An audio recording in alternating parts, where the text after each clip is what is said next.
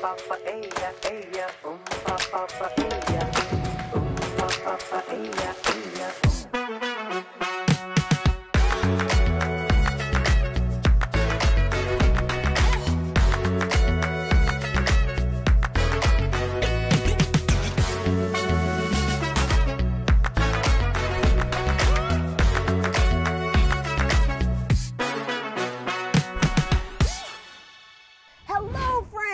Welcome to Locally Louisiana, where it is officially September. Fall is on its way, and I am here for the pumpkin spice, okay? Let me tell you what we've got in store for you on today's show. First up, we're headed to the North Shore for a sneak peek at the Abita Fall Fest 2024. Food, music, and so much more. We've got all the details. Now, you know it's fall if we're talking about football. My Cox Communications teammate Scott Shanle will join us on the show to talk about the upcoming Saints season. And we'll discuss the official pregame show for the Black and Gold, which, by the way, you can catch right here on YurView. From one Super Bowl champ to another, did you know that former UGA Bulldog and New England Patriot Malcolm Mitchell recently wrote a children's book? Well, he did, and it is amazing. And we'll show you how he's uplifting young minds in Jefferson Parish. But before we get into all that, we've got to look at the calendar. And since we're talking about football, let's just keep our attention right there. The first Saturday in September is providing us with a triple threat on the gridiron. First up, those Bayou Bengals. LSU may have opened the season in Vegas, but their first home game is September 7th against Nichols. This should be a great in-state matchup. If you can score tickets, I hear they may be a little hard to come by.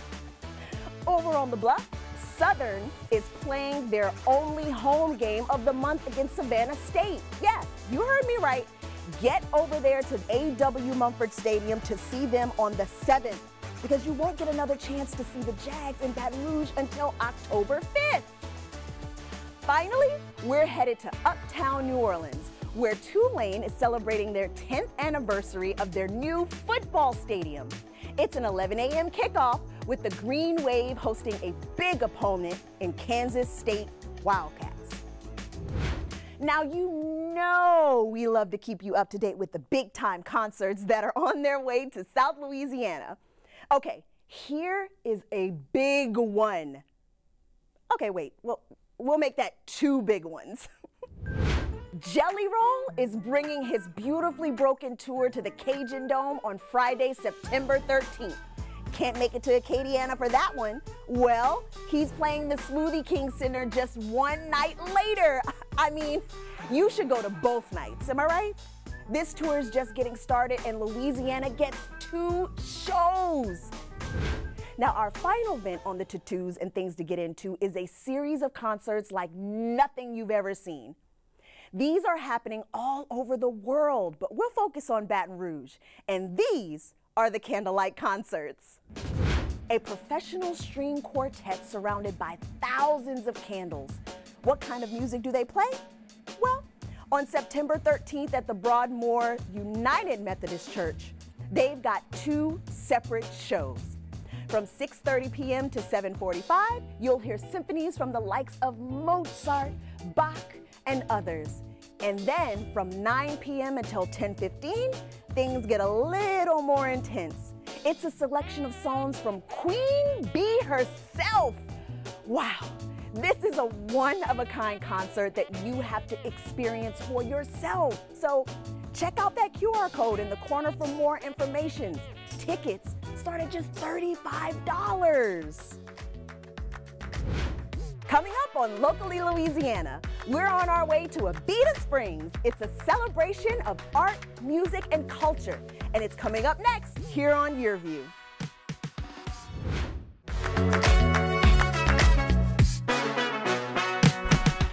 Celebration of fall continues here on Locally Louisiana. Our next guest is here to talk about a yearly event in Abita Springs that brings Grammy Award winners to the North Shore and combines it with food, drinks, crafts, and more. and we love our food and crafts. Please welcome Karen Moses to the show. Thank you for joining us. Thanks for having me. Oh, yes. So Karen, we're about a month away, right? But that just means that we have time to game plan just a little bit more. How much fun is there to have at Abita's Fall Fest? Well, we have 4 stages. We have fun and activities for the whole family. We have inflatables. We have a whole interactive circle. You can get your caricature drawn. You can do photo booth fun with your family. We have a whole petting zoo with pony rides and face painting.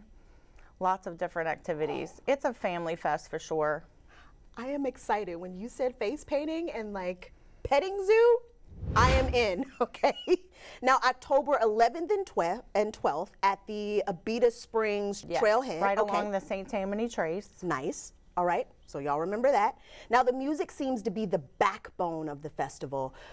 How many stages did you say were set up again? We have 4 stages. One of them is our pumpkin stage, which has musicians and princesses for the kids, so you can find kids activities all day on that stage. We have our main stage sponsored by Legends Roofing. It is going to have Alana Springsteen as our headliner. She is our first female headliner. We're super excited about that. Opening up that stage, we have Mo Jelly. We have bands like Dwayne Dupsy and the Zydeco Hellraisers, also John Papa Grow, Jared Dawes. We have a Sweet Magnolia Brass Band. That is jam-packed. That's just the main stage. That's just the main stage? Oh my God, okay. Now there's more than just the music. You talked a little bit about the things for the kids, but tell us a little bit more about the food that we can find there. So you're definitely going to be able to have pizza, we have barbecue, we have some Mexican, we've got some funnel cakes for you on Friday night. Okay, you have really spoken to my heart with the barbecue. Funnel cakes are an amazing cherry on top. That is super exciting. So is it in the form of maybe like your food trucks, or do you just have like the vendors there with full setups? So on Friday night we have food trucks. On Saturday we have a whole cuisine area. Wow, okay, so it's gonna just set up with all kinds of cuisines. Absolutely. Wow, Two different vibes, you know. Saturday's full of fun and kids activities. Friday is like date night, after dark. There are no kids activities on Friday night. Okay, I love that. I love that. So parents, you can prepare to kind of get your night out, leave the kids at home, and then Saturday the whole family can go back and have a really good time. I love that. I love the fact that you're making some time for the parents too, because I think a lot of events. Date night's important. Date night is very important. Thank you, Karen. You can still bring the kids though on Friday. There's just no kids activities. They can listen to the music, have a bite to eat. Yeah. So you have some local vendors coming. Is it mostly like craft work vendors? Do you have like some, I don't know, candles or like clothing? We have Tell me a little bit more. all sorts of vendors. We have pottery, we have jewelry, all different things. Woodworking. Yeah, woodworking? A little bit, you know, crafts with wood. Yeah. You know, all different kinds of vendors. We have a little small craft vendor area that's perfect, you know. Walk right into the fest. You can do a little shopping, then go right on to the music stages. That's exciting. That's exciting. Now, this is also a nonprofit event, if I'm not mistaken, right? Absolutely.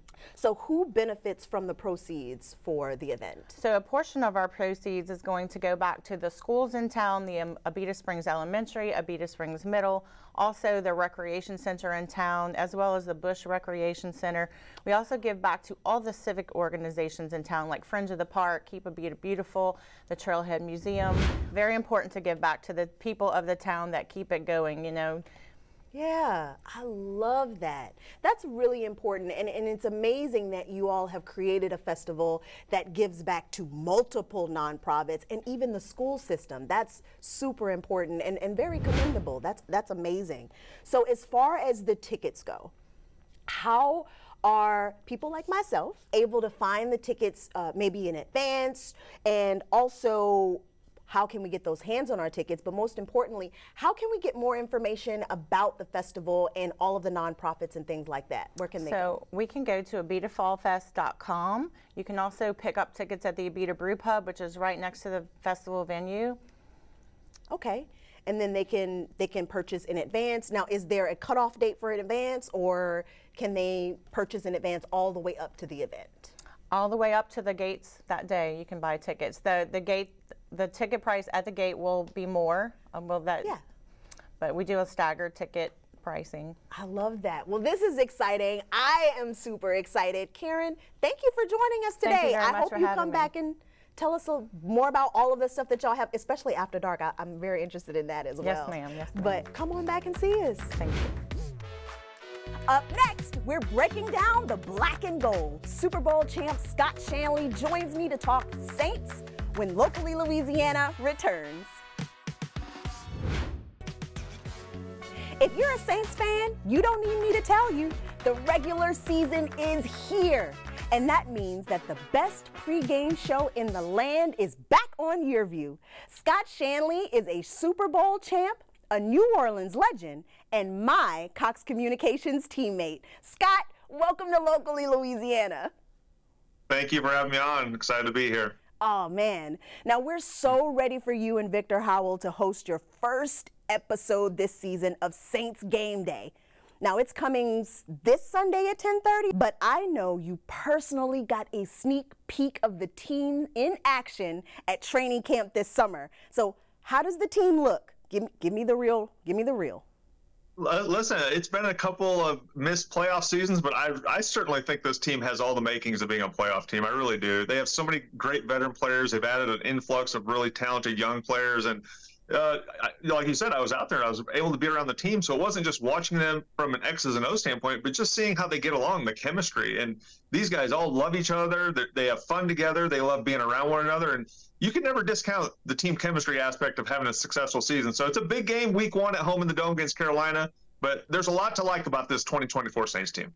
Oh, well, that's exciting to hear. Now, the Saints have their first new offensive coordinator since 2009. That is a big jump.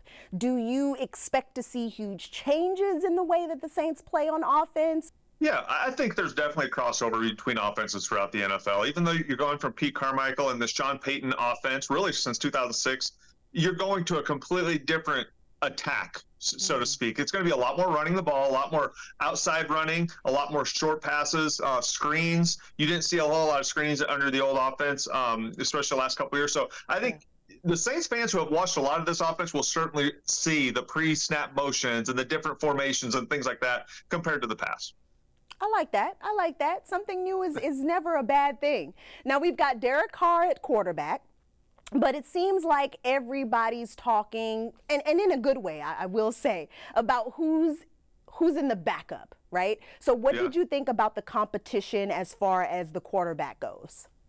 Yeah, there's no doubt about it. I was excited to go out and see this team at training camp. But one of the battles I was most excited to see was the two young guys, Jake Haener and Spencer Rattler. Those guys were vying to be the backup to Derek Carr. There's no doubt Derek's going to be the starter. When you look at the way he ended last year, he was in the top of most categories the last 6 games of the year once Derek got healthy. So I think there's no doubt Derek will be the starter. But when you look at a backup, you have to have quality backups in this league because it's a rough game. People do get hurt. So that battle, I tell you, Haener has so much energy and he's got a moxie about him and he carries himself like he's a starting quarterback in this league. And then you have Spencer Rattler, who's a 5th-round pick, at one time was the #1 high school recruit in the nation, went from Oklahoma and South Carolina, but they love Spencer. He maybe have the best arm talent of all 3 quarterbacks. He's really exciting and not necessarily a project, but a guy who's played a lot of football and I think could start in this league someday.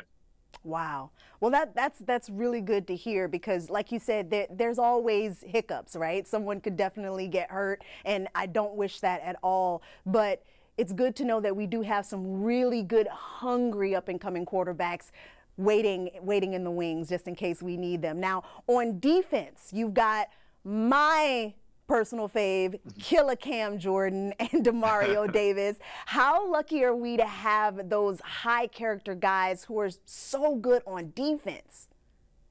We're extremely lucky. I tell you, a lot of my excitement about this team is revolving around the defense, and particularly those 2 guys. I mean, Cam Jordan is normally been a defensive end. He's the all-time sack leader in Saints history. His name's going to go up in the Ring of Honor. He's been outstanding, so productive. But you're going to see Cam move down at some defensive tackle because the emergence of Chase Young, who was maybe one of the best offseason signings, is going to be huge. So the Saints defensive line, in my opinion, has a chance to be the best defensive line in football. They truly are that talented. You go back to the linebacker position, I was able to be around these guys, sitting in the meetings, watching them work. Demario Davis has been one of the most productive, best linebackers in the game for the last 7, 8 years in the league. And to me, the best free agent acquisition the Saints have had outside of Drew Brees. So you talk about those two guys and the productivity they bring to this team. It's exciting. This Saints defense is going to be a really good unit. Yeah, and talk about morale, because it seems like they bring immense morale to the team, which is great when you're going into a new season. And it looks like the Saints play 5 division games within the first 10 weeks of the season. Are we loving that? Are we hating it? No, I think it's good. I mean, you see in the past, the last couple of years, it seems like there were a lot of division games at the end of the year. I think the NFL does that because they expect a close race in the division. They want all those games to matter. But I think early this year, there's a lot of exciting matchups. You have Carolina, who's on the second year of their #1 overall pick, and Bryce Young. Will they be better? Atlanta, everybody thinks Atlanta's the favorite in this NFC South because they added Kirk Cousins. They drafted a quarterback high. They have a lot of young pieces. And then Tampa Bay re-signed Baker Mayfield. So this division is really wide open. I think that's why the NFL put a lot of these games early in the season, because there's a lot of exciting matchups. Nobody really knows who's going to win this NFC South, so you want to see those matchups early in the season. I agree with you.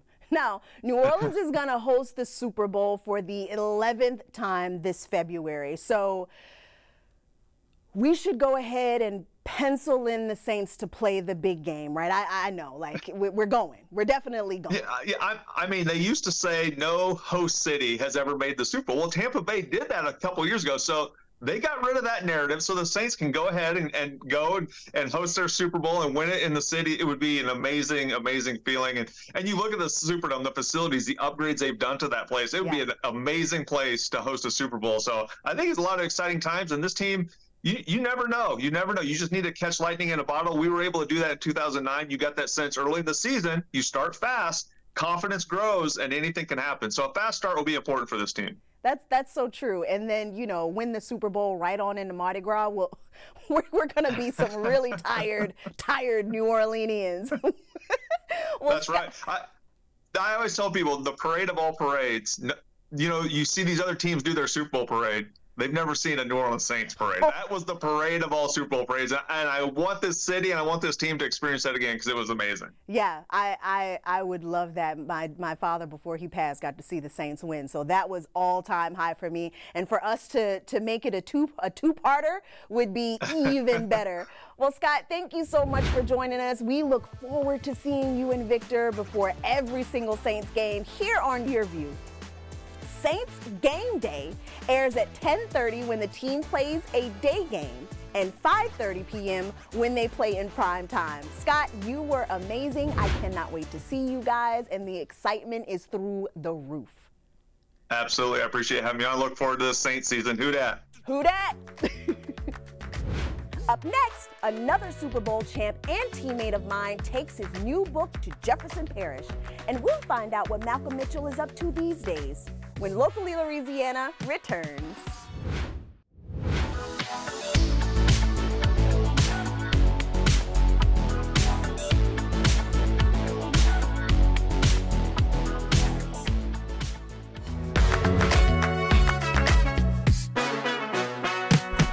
Now, y'all know I've got some awesome teammates here at YurView. We spoke to Super Bowl champ Scott Shanle in the last segment, and now we've got Super Bowl champ Malcolm Mitchell.